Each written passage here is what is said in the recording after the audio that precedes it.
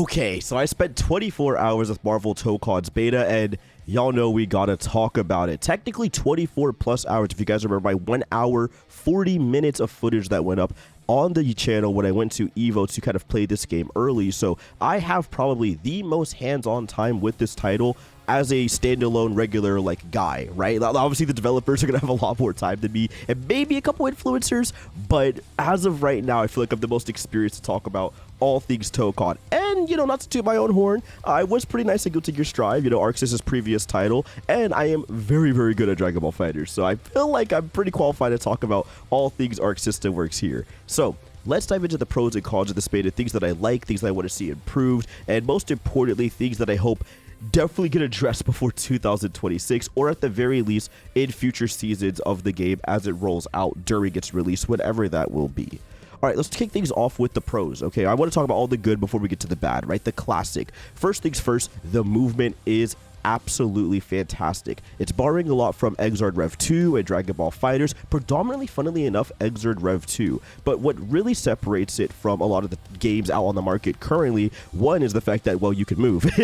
Let's just be honest, games have been omega grounded as of recently, and it's very nice to play an anime fighter where jumping in the air isn't the be-all and all, right? You're not going to get instantly blown up. There is counterplay, right? There is a 2H, there is a get-off-me anti-air move, but there are ways to circumvent that even if you're in the air. Like, you still have air block and everything, right? And I think that is important. I think giving players the option to be free, to allow themselves to even enter the sky is a good thing in modern fighting games. Okay, I'll say it. Call me controversial.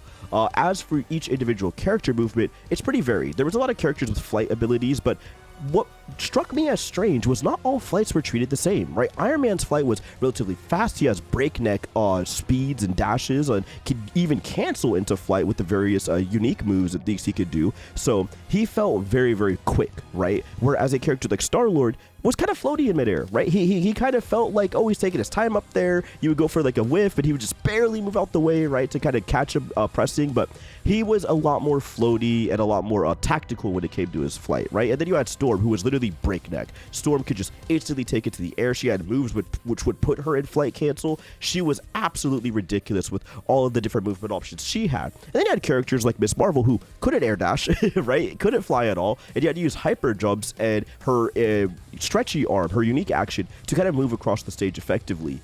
That's what I want to see, right? That's what I want to see in any fighting game. The fact that each character so far does not feel homogenized in the way that they get around the stage, in the way that there's so many different options and ways for you to enjoy these characters as both standalones and tag characters, which we'll talk about in a little bit, is extremely important. And they all have their pros and cons in every department, right?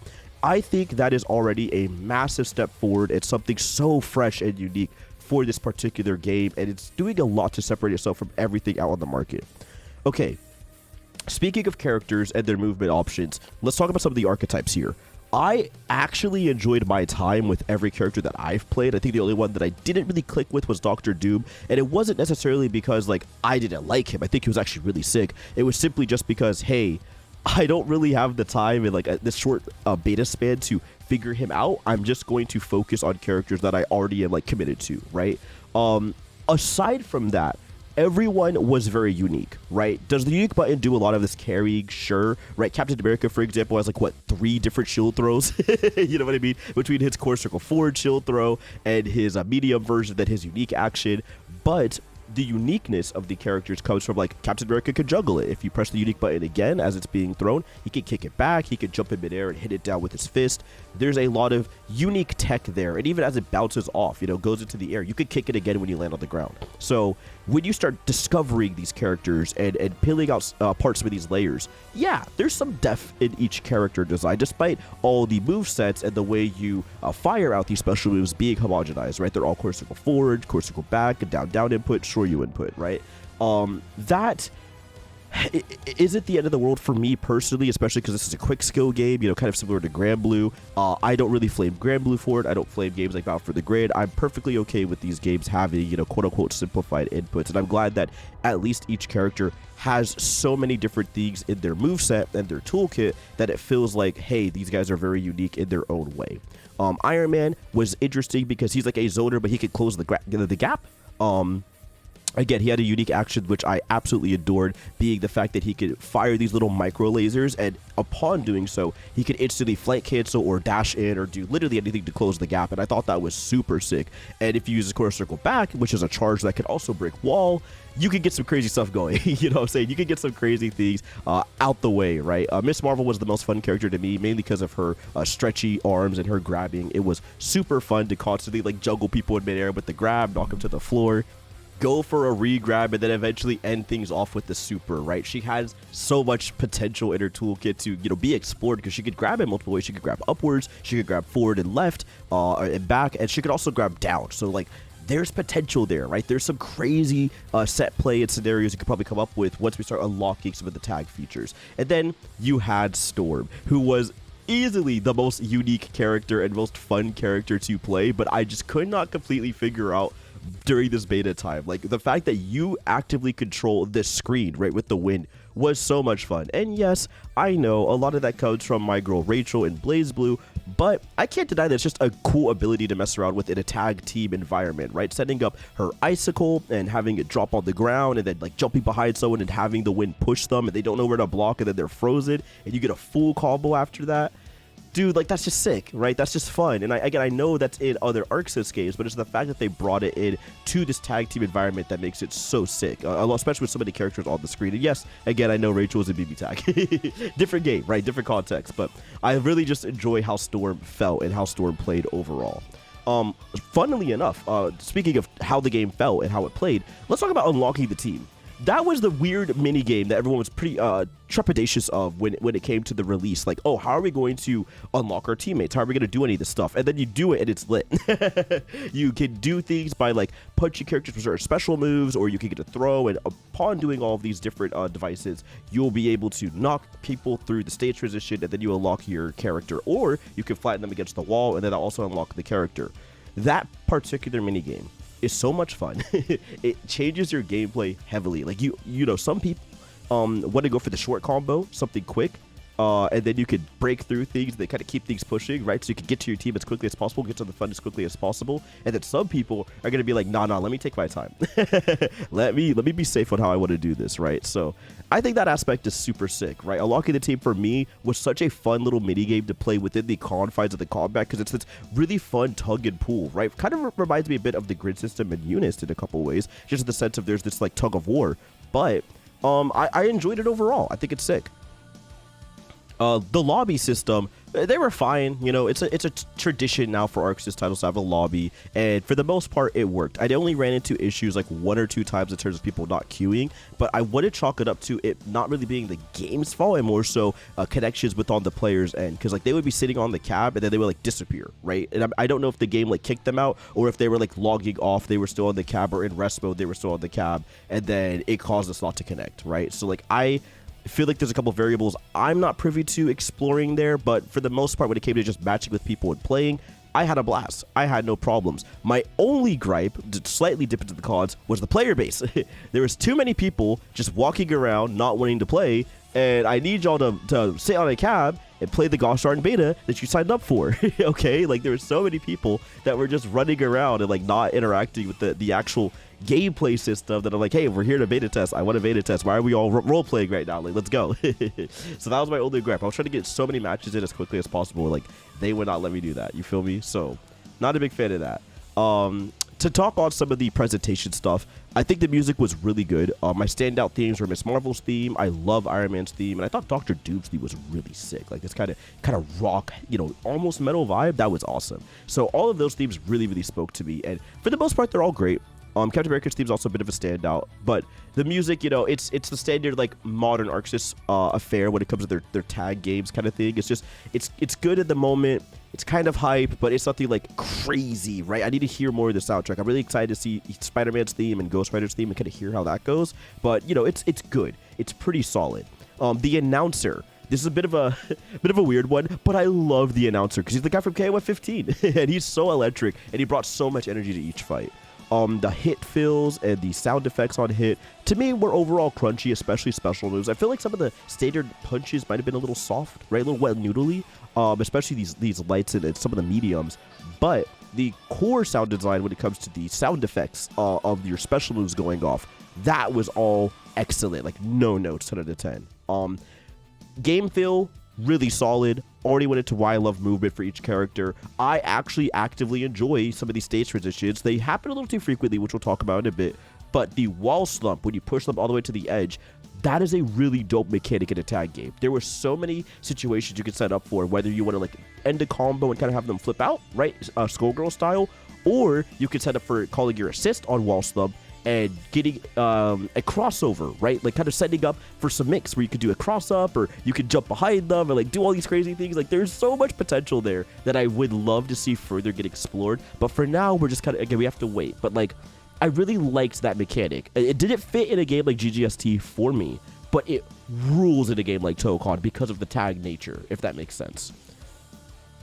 I'm also crossing my fingers for stages that don't have transitions, right? I think I would love to see a stage in Tokon that is straight up just 2 walls, right, with the wall slump mechanic. And I want there to be kind of a random option like Tekken where it's like, oh, we have to kind of play this game. Like, you have to sit here and hold mix a bunch because of the type of stage we're on. Or maybe if it's a possibility, shrink some of these stage sizes, right? I don't know how they're going to do that. I would just like to see some variables in this 2D stage design so everything doesn't start feeling the same per stage. Although maybe that would be a detriment to the game long term. I don't know. I would just like to see some variety in that regard. Graphics, the presentation, everything, it's fantastic. What do I have to say? It literally feels like not only are you building your team, but you're actively adding to the comic world that you're drawing out, if that makes sense. So as you're adding these characters to the world, it's like they're jumping into your issue, right? If I'm starting a match with Miss Marvel, and then I'm adding Iron Man to the team, and then I'm adding Captain America, and then I'm adding Storm, it actively feels like, hey, we are building our team here. We are currently drawing out the issue and going, yep, this is Miss Marvel number 55, you know what I mean? And I thought that was so sick. It's so endearing. On top of just the specials, the supers, the colors on screen, my gosh, everything there looked brilliant, especially when I was playing on my OLED. My gosh, that game looked good, bro. I can't deny. As for the netcode, it's like, what do you want me to say? It's rollback. It's good. It's good. I don't think the netcode issues, I think they're gone unless your name is Hunter x Hunter and Impact. I think it's over, right? The netcode is really, really functional and really solid. The lobbies also, again, worked in an ArcSys beta. I can't emphasize that enough. For the first time in like forever, the lobbies were functional. Like, how crazy is that, right? Like, I can't believe it. I genuinely cannot believe it.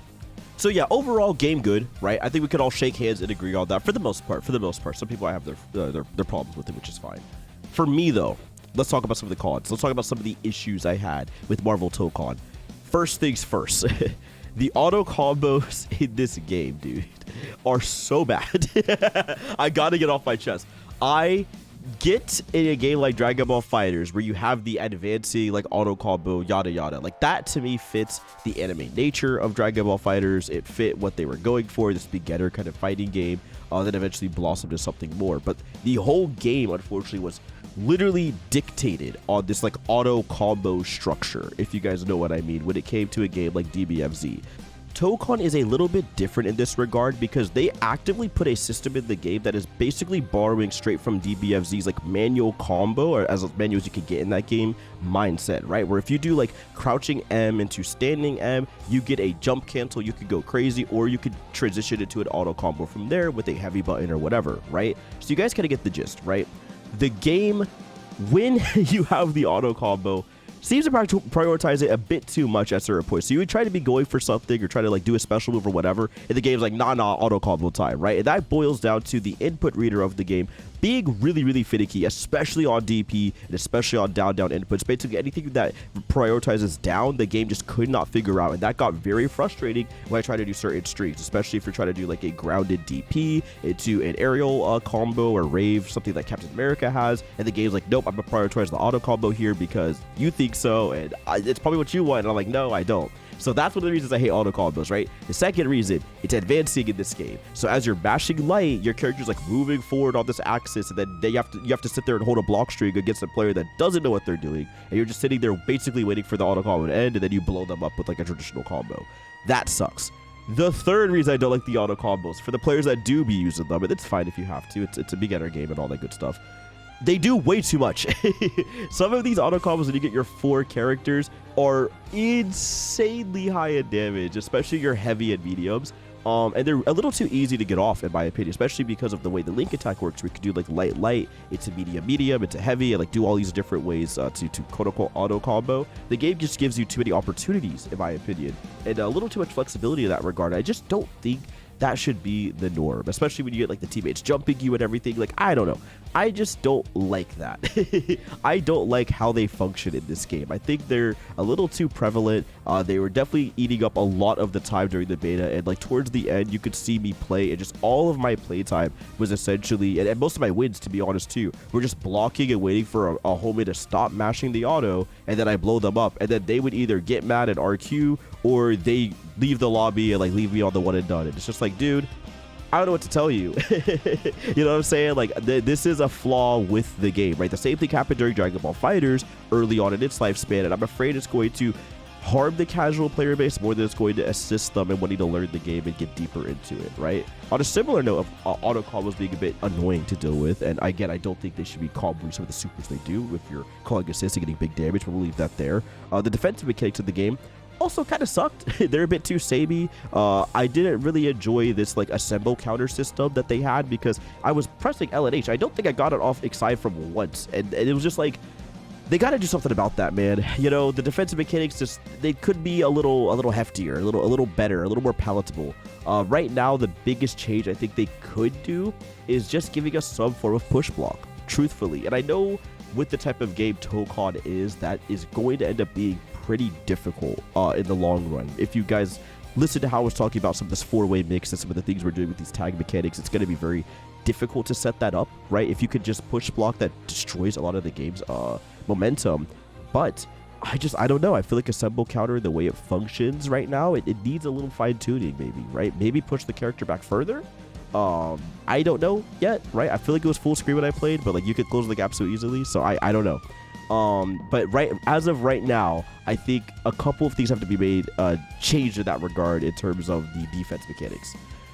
Speaking of the assemble meter, let's talk about how it felt a little bit like Street Fighter 6 drive meter at points, okay? One of the biggest gripes I had with it was it kind of did everything. If you want your assist to carry on and continue a combo or pressure, assemble counter. If you want to, you know, get someone off of me, it was assemble counter, right? All of these assemble meters were just being ate up. And it felt like early game, you would often find yourself with no assemble meter, right? And that's a very beginner thing. Again, we're learning it is 24 hours, but it's something I fear for as the game goes on, because it's kind of hard to adjust to. And I saw a lot of players growing frustrated in the lobbies concerning this problem. So, you know, it's worth picking and bringing up, you know, is all. Again, way too early to tell where things are going to go. I would like to play the game for at least a couple months to see how I feel, right? And see if I would want to make any of these changes yet, but as of right now, it's just an early warning sign. Another early warning sign was the gameplay and combo structure at the beginning of each round was definitely a bit stale, right? You would basically, at least for my style, I would start the round, do my crouching medium, do my full Miss Marvel combo, break wall, get my next character, rush you to the corner as quickly as possible, either grab or do another thing that's going to break wall, usually my special move, and then get my next character, and then I'm like, okay, now I can play Tokon. Right? And like, that's something that I'm sure we'll figure out, you know, get solved as we start playing, you know, as we figure the neutral and meta out more. But it's worth pointing out how quickly offense can steamroll for the opposing player. And you got to remember some of the benefits that come with getting a full team. You know, we're talking, you are allowed to have more health, you're allowed to do bigger supers, you're allowed to have access to a lot more resources than the other hand. If they're on the back end of their back half of that for, you know, potentially 2 rounds and you're steamrolling, man, it's going to be hard for them, right? By round 3, when you're up, it's going to be hard for them to get anything started. Lastly, this is going to be a bit of a tough one. It's hard to explain this in detail. The tagging is a bit restrictive, right? Because of their assemble meter usage, the way you have your assemble assist that dives in and is either a pressure continuation or it allows you to get a combo extender, right? So I felt the way it worked was a bit restrictive in that way, because you kept trying to do, you know, your forward assist or your back assist or whatever, and you couldn't really get that out because of the way the assemble assist worked. And I wasn't a big fan of that. And I think there's two ways they could go about this and change it. So I'll talk about that in a little bit. And I get how it's supposed to be played, and I understand what they're going for. So I don't want to bash it completely, but it's something that I want to point out. You also cannot call your regulars assist out while pressing buttons. You have to be like kind of completely neutral, completely standstill, or at least like while running or jumping. Only times you could like call the assist out, right? You can't just let it rock. And I think that's something you also have to pay attention towards. So one thing that I would like to see change in this regard is, one, if I have an assemble meter full, right, either make it cost 2 or 1 bar to allow me to call one of the 3 assists I have. Like if I just press neutral assemble, then yes, let that be the assemble charger. Let that be the one that gives me my quarter pressure, gives me my extender, whatever. But at the same cost of assemble meter, I would be perfectly okay if I could hold, say, forward, down, or back assemble and then get one of those assist moves out that is not the assemble active like pressure tool. You know what I'm trying to say? That would be fantastic. That would be sick. That is one of the ways they could fix kind of this tagging being a bit restrictive, because you already solve a lot of people's problems there. They just want to see more cool stuff, right? They want to set up for more cool stuff. Well, boom, there's your way to set up for more cool stuff without the game kind of devolving into this homogenized way. The second way they could free up some of these restrictions is going to be a bit nuanced, but just hear me out here. Do not let the assemble assist become a pressure / a combo extender tool on special moves. So if I'm doing like Iron Man's Unibeam and I already get the knockdown and I'm like setting everything up and I do forward, assist with Miss Marvel, give me the stretchy arm. You know what I'm saying? Give me the stretchy arm on that. Do not let her dash and do her green assemble assist, okay? That would be one of the ways you could fix it, because your special move, at least in the current state of the game, is the main way you're continuing to combo and extending things right now, right? And that would allow you to set up for more tag opportunities, more mix opportunities, more things to be a bit more creatively diverse. That all said, I'm saying tagging feels restrictive because we are used to tagging being low-key, this like sloppy, like using assist to cover your buttons, like all this stuff for eons now, right? Since the dawn of Marvel 2, since the dawn of these fighting games, that's how tagging has kind of been. But this is a game that's going for something different, and we've already found a lot of potential with the new system, right? Like Sonic Fox found some cool restand stuff with Star-Lord and all those good things. I personally found some cool things setting up with Storm, Iron Man, and Miss Marvel, where I would basically set up for Miss Marvel kind of do my grab, having Iron Man dash in with the assemble assist, and then I would not press a button, right? And I would call in back Storm, and then she would pull them into the tornado, and I would continue my combo, do a full string, and like then I get to spend another assist, doing my down Captain America one. That's an assemble assist, and I could go into super, or I could go into special. Like there's all these crazy things I could do. There is potential there, and you could also set up for tag scenarios where I would like have Miss Marvel start yet again, and then I would call in Iron Man as his assemble assist, right, doing the forward charge, pressure, all that good stuff. But then, as I'm in the act of doing Miss Marvel's moves, I'm holding down the button and tagging into Iron Man, right, and then I'm resetting the combo counter and getting crazy stuff off. Or as I'm tagging into Iron Man, I'm doing back Storm assist, right, having the tornado come in, and then I'm doing a full Iron Man combo. So like, there is mix, okay? You are going to be tagging in and out a ton. There is definitely like a layer we have to uncover in that regard once the game fully comes out.